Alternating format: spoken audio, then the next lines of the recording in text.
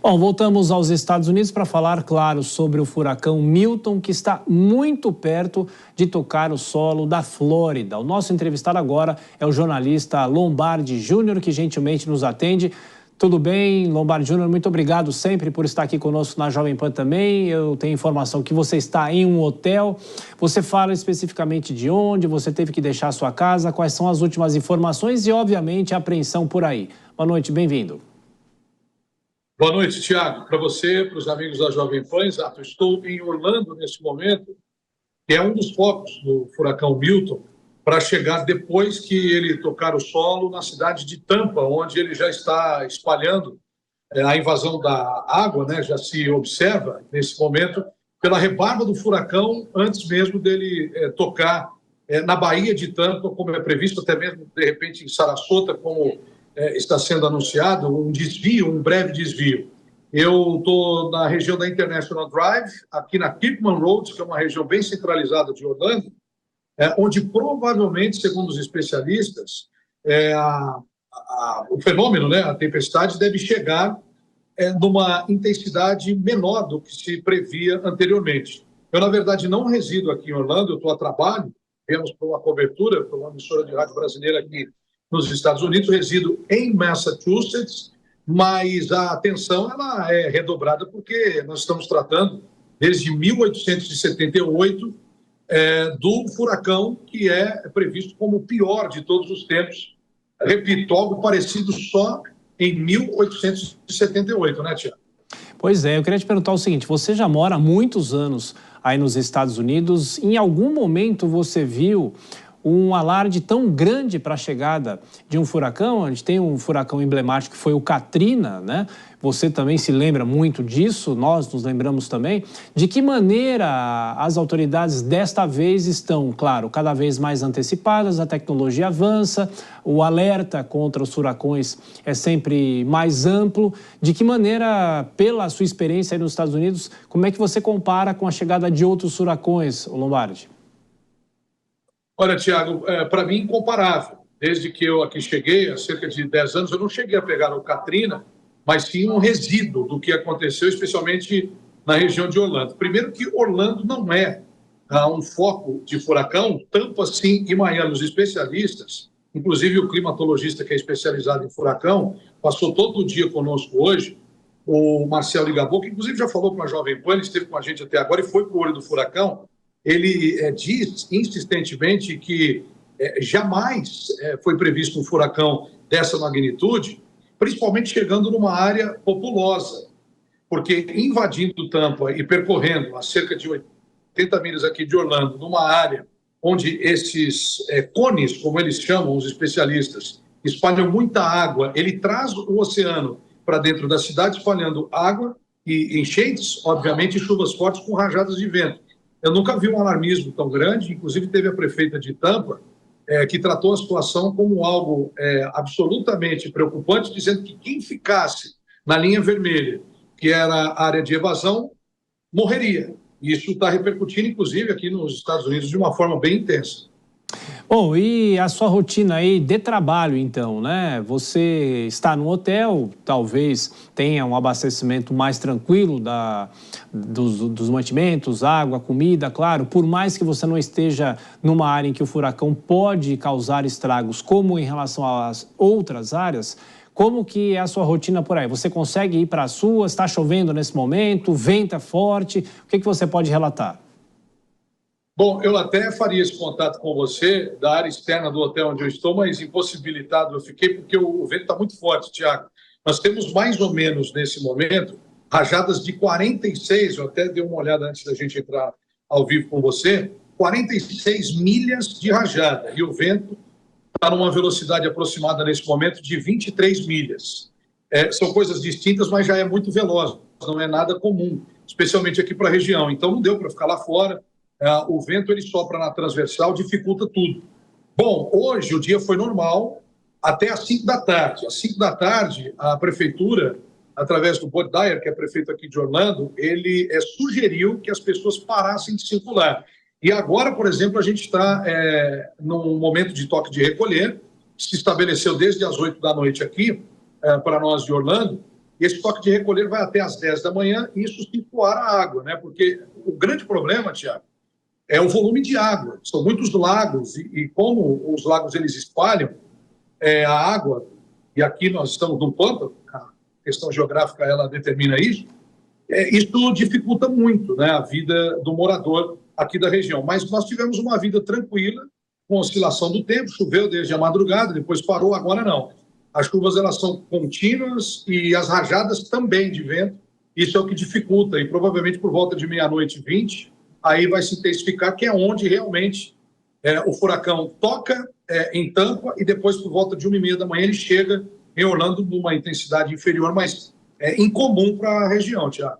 E, Lombardi Júnior, você sabe dizer que por mais que aí não seja essa região que vai ser talvez ou possa ser a mais atingida, ou o furacão chega com uma força menor aí na região, muita gente deixou a cidade, muita gente saiu daí, o que você pode relatar? Sim, sim. O processo de evacuação acabou formando filas, especialmente para quem mora na linha vermelha, na área de Tampa Bay, que fica a cerca de 1h30 em dias normais aqui de Orlando, mas, por exemplo, ontem e hoje nós vimos aqui um trânsito de 5 horas aproximadamente nesse trecho. As pessoas elas vão se evadindo mais ou menos para a Geórgia. Atlanta, que é um local mais seguro, onde não há nenhum sinal de catástrofe ou até mesmo de enchentes, então o pessoal costuma ir para a Geórgia. Sim, muitas pessoas saíram principalmente de Tampa, né? Inclusive causando trânsitos assim, calculáveis, com acidentes que foram registrados na verdade. Agora, na região de Orlando, poucas pessoas evacuaram. Mais quem mora na área de Lakeland, que fica exatamente no meio, Tiago, entre Tampa e Orlando, e ali uma área muito aberta e com muitos animais também, e a climatologia ela definiu e detectou que o furacão entraria em Orlando exatamente por Lakeland. Então, nessa região, as pessoas se evadiram. E mais quem chega e não está acostumado com as informações locais, enfim, acaba se preocupando, quem tem filho muito pequeno, bebê, recém-nascido, e muitos pets, animais. Essas pessoas realmente saíram aqui da região da Central Florida, de fato, onde nós estamos em Orlando. E pelo que você pode constatar, circulando pelas ruas aí da cidade, um pouco mais cedo, claro, ainda com a situação mais tranquila, muita gente, obviamente, foi aos supermercados, fez estoque de água, e há também uma recomendação das pessoas dormirem longe de janelas, se possível em locais mais internos das casas, enfim, dos prédios. Aí também tem muito prédio, né? Sim, sim, é verdade.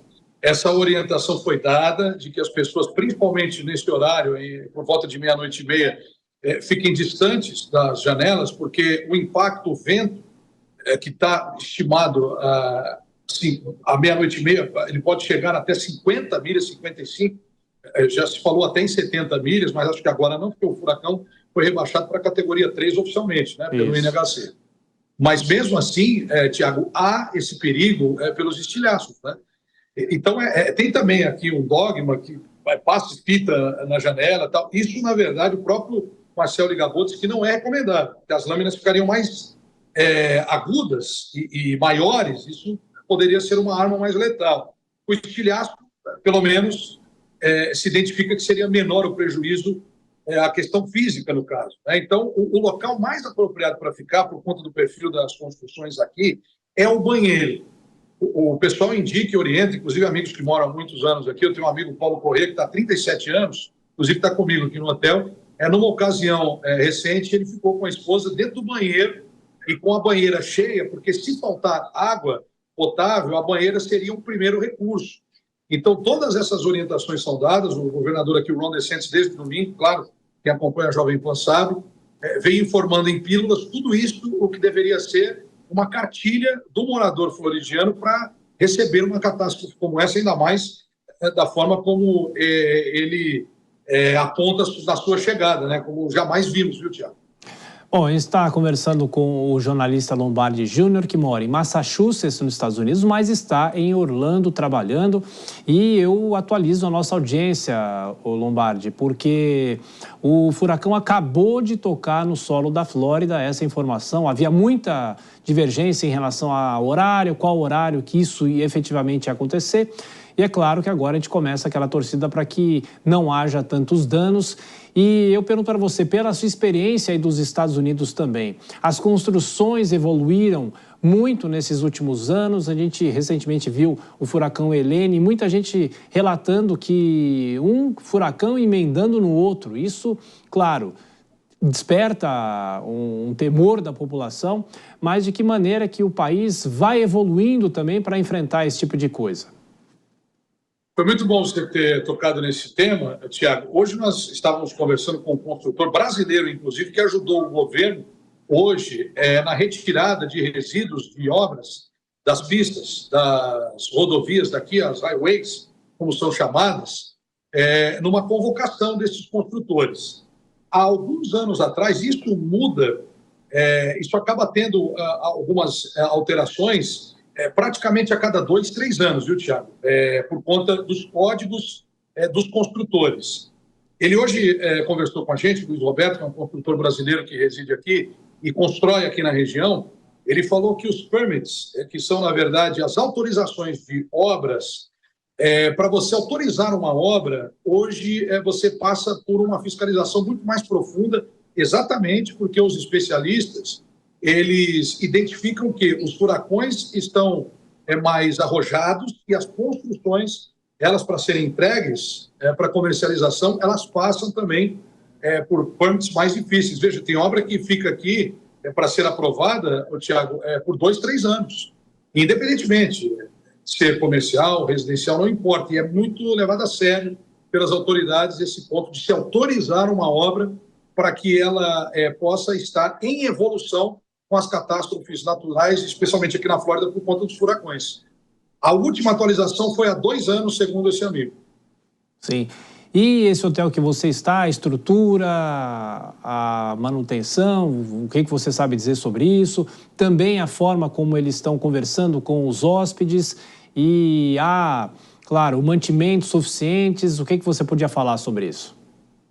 Olha, o que eu observo nesse momento, Tiago, é que muitos moradores locais vieram para esse hotel. É um hotel que fica localizado na Kirkman Road, é uma travessa da International Drive, que a maioria conhece, que é a principal avenida, e eu percebo que muitos moradores locais estão aqui por conta dos pets, inclusive.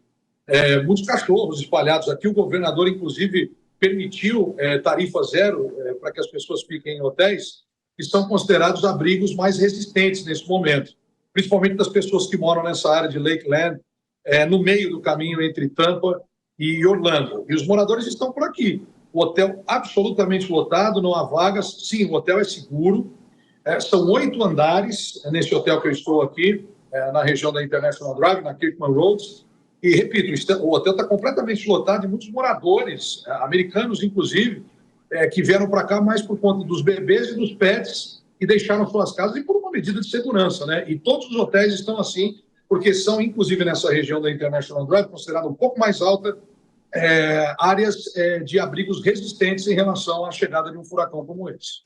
E só para a gente fechar, Lombardi Júnior, qual é a recomendação que você dá para os turistas brasileiros que estão nessa região nesse momento? Obviamente os moradores brasileiros mesmos conhecem bem a região, têm as orientações das autoridades, mas quem é turista, qual deve ser a precaução que esses turistas devem tomar nesse momento? Você que mora há muitos anos aí, conhece muito bem os Estados Unidos, está como jornalista, claro, acompanhando a chegada desse furacão, que eu repito, já tocou o solo da Flórida. Tiago, primeira recomendação, seguir as orientações das autoridades, especialmente do governador e, respectivamente, do prefeito. Nesse momento, a orientação é que fiquem reclusos. Você citou muito bem, na hora da passagem do furacão, que é muito rápido, inclusive ele já está chegando, né? Isso vai durar alguns minutos de total resistência ou até mesmo de maior nível de perigo, de alta periculosidade, a gente pode dizer, esse furacão, claro, e aí a gente pede para que nesse período as pessoas não arrisquem tentando fazer vídeos ou saindo das suas áreas de segurança. Agora, amanhã também, o que a gente tem que definir, Tiago, é que o problema no pós-furacão é a quantidade de água que fica espalhada em enchentes, pontos de alagamento. Tem muito lago na cidade de Orlando. E hoje até encontrei com um brasileiro numa padaria aqui, que é turista do Recife, ele estava conversando com a gente, observou que a gente estava trabalhando. E eu falei exatamente isso para ele: olha, fique no seu hotel, é uma área segura. Normalmente as pessoas aqui ficam nessa região e também em casas na área de Kissimmee, que é uma cidade bem próxima. Por ali está tudo controlado, segundo informa a meteorologia. Então as pessoas não devem arriscar. Fiquem dentro de casa de forma segura. Se vê que o vento está batendo mais forte, vai para o banheiro, demore para sair, saia apenas quando vê a água escoando e, de repente, quando perceber que não há nenhum nível de chuva sendo agravado. Essa é a recomendação básica, que aí a pessoa não vai ter problema. Bom, Lombardi Júnior é jornalista brasileiro, mora nos Estados Unidos, há muitos anos está lá, 10 anos, agora está em Orlando, acompanhando a passagem do furacão. Olha, a gente deseja para você que você continue em segurança e esteja também preparado para mais relatos aqui. A Jovem Pan, é sempre bom ouvir você. Lombardi, muito obrigado, viu? Um grande abraço para você, até Thiago, a próxima. É um prazer falar, especialmente com você, que eu admiro muito o seu trabalho, da Jovem Pan, obviamente. Estamos aqui à disposição para prestar serviço na hora que vocês precisarem. Um abraço. Boa noite. Muito obrigado, igualmente.